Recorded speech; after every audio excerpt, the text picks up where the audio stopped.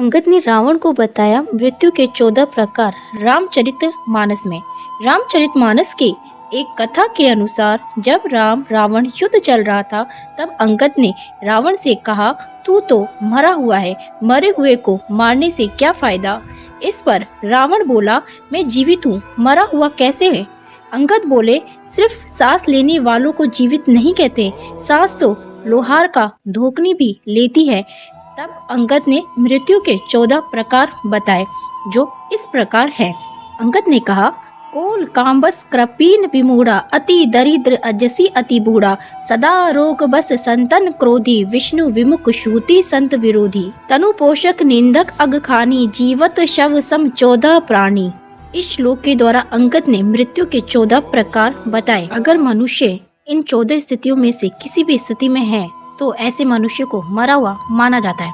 जिसमें पहला है काम वंश, जो व्यक्ति अत्यंत भोगी हो, काम वासना में लिप्त रहता हो, जो संसार के भोगों में उलझा हुआ हो, वह मृत समान है। जिसके मन की इच्छाएं कभी खत्म नहीं होती और जो प्राणी सिर्फ अपनी इच्छाओं के अधीन होकर ही जीता है, वह मृत समान है। वह अध्यात्म का सेवन नहीं करता है, सदैव वासना में लीन रहता है। दूसरा है वाम मार्गी, जो व्यक्ति पूरी दुनिया से उल्टा चले, जो संसार की हर बात के पीछे नकारात्मक खोजता हो, नियमों, परंपराओं और लोक व्यवहार के खिलाफ चलता हो, वह वाम मार्गी कहलाता है।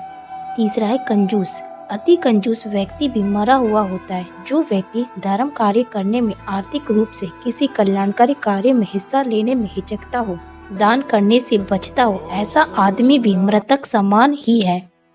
अति दरिद्र, गरीबी सबसे बड़ा श्राप है। जो व्यक्ति धन, आत्मविश्वास, सम्मान और साहस से हीन हो, वह भी मृत ही है। अत्यंत दरिद्र भी मरा हुआ ही है। गरीब आदमी को दुक्कारना नहीं चाहिए क्योंकि वह पहले ही मरा हुआ होता है। दरिद्र नारायण मानकर उनकी मदद करनी चाहिए। पांचवा विमूढ़, अत्यंत मूढ़ यानी मूर्ख व्यक्ति भी मरा हुआ ही होता है। जिसके पास बुद्धि विवेक ना हो, जो खुद निर्णय ना ले सके, यानी हर काम को समझने या निर्णय लेने में किसी अन्य पर आश्रित हो, ऐसा व्यक्ति भी जीवित होते हुए मृतक समान ही है। मूढ़ अध्यात्म को नहीं समझता। छठा है अजसी, जिस व्यक्ति को संसार में बदनामी मिली हुई है, वह भी मरा हुआ है। जो घर, परिवार, कुटुंब, समाज, नगर, राष्ट्र किसी भी इकाई में सम्मान नहीं पाता, वह व्यक्ति भी मृत समान ही होता है। सातवां सदा रोगवंश, जो व्यक्ति निरंतर रोगी रहता है, वह भी मरा हुआ है। स्वस्थ शरीर के अभाव में मन विचलित रहता है, नकारात्मकता हावी हो जाती है, व्यक्ति मृत्यु की कामना में लग जाता है। जीवित होते हुए भी रोगी व्यक्ति जीवन के आनंद से वंचित रह जाता है। आठवां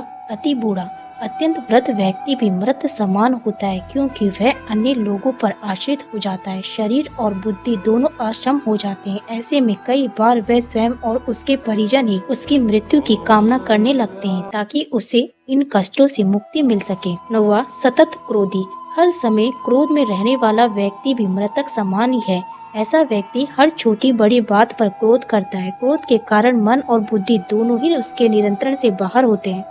जिस व्यक्ति का अपने मन और बुद्धि पर नियंत्रण ना हो, वे जीवित होकर भी जीवित नहीं माना जाता। पूर्व जन्म के संस्कार लेकर ये जीव क्रोधी होता है और क्रोधी अनेक जीवों का घातक करता है और नरकगामी होता है। 10वां है अगखानी, जो व्यक्ति पाप कर्मों से अर्जित धन से अपना और परिवार का पालन पोषण करता है, वह व्यक्ति भी मृतक समान ही है। उसके साथ रहने वाले लोग भी उसी के समान हो जाते हैं। हमेशा मेहनत और ईमानदारी से कमाई करके ही धन प्राप्त करना चाहिए। पाप की कमाई पाप में ही जाती है और पाप की कमाई से नीच गोत्र निगोद की प्राप्ति होती है। 11वां तनु पोषक, ऐसा व्यक्ति जो पूरी तरह से आत्म संतुष्टि और खुद के स्वार्थों के लिए ही जीता है, संसार के किसी अन्य प्राणी के लिए उसके मन में कोई संवेदना ना हो, ऐसा व्यक्ति भी मृतक समान ही है। जो लोग खाने पीने में, वाहनों में, स्थान के लिए हर बात में सिर्फ यही सोचते हैं कि सारी चीजें पहले हमें ही मिल जाएं, बाकी किसी अन्य को मिले ना मिले, वे मृत समान होते हैं। ऐसे लोग समाज और राष्ट्र के लिए अनुपयोगी होते हैं। शरीर को अपना मानकर उसमें रत रहना मूर्खता है क्योंकि ये शरीर विनाशी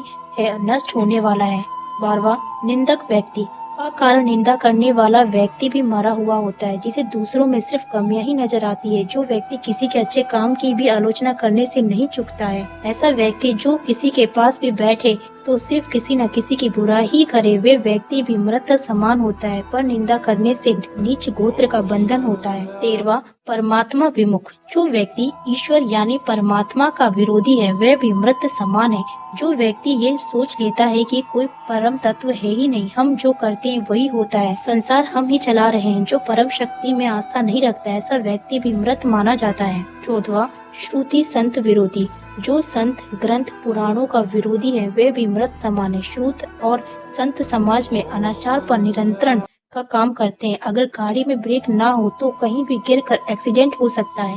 वैसे ही समाज को संतों की जरूरत होती है, वरना समाज में अनाचार पर कोई नियंत्रण नहीं रह जाएगा। दोस्तों, आपको ये कहानी कैसी लगी? कृपया कमेंट करके जरूर बताएं और ऐसी ही और भी बहुत सारी कहानियों को सुनने के लिए चैनल को सब्सक्राइब जरूर करें।